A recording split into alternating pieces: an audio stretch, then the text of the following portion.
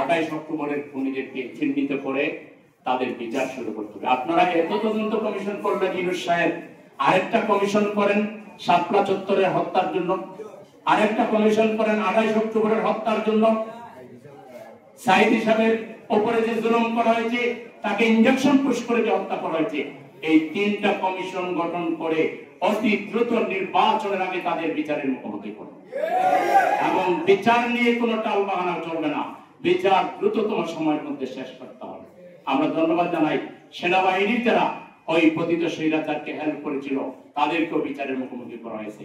এই জন্য সরকারকে ধন্যবাদ জানাই, সেনাবাহিনীকে ধন্যবাদ জানাই, ওদেরকে আড়াল করার চেষ্টা করে নাই।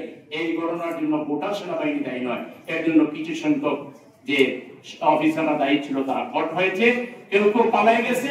ওই পলাতকদের বিরুদ্ধে যথাযথ বিচার করে রায় দিতে হবে এবং এদেরকে দেশে ফিরিয়ে নিয়ে শাস্তি কার্যকর করতে হবে। আমি 28 অক্টোবরের শহীদ পরিবারকে স্যালুট জানাই। তাদের সেই রক্তের দ্বারাই কিন্তু সেই 5ই আগস্ট আমাদের বিজয় হয়েছে। আমরা সকল শহীদদেরকে শ্রদ্ধা জানাই, শহীদদের আত্মার মাগফিরাত কামনা করি। তাদের পরিবারের জন্য আমরা আল্লাহ তাআলা সবরে জামিন দান করুন, তাদের পাশে যেন আমরা দাঁড়াতে পারি।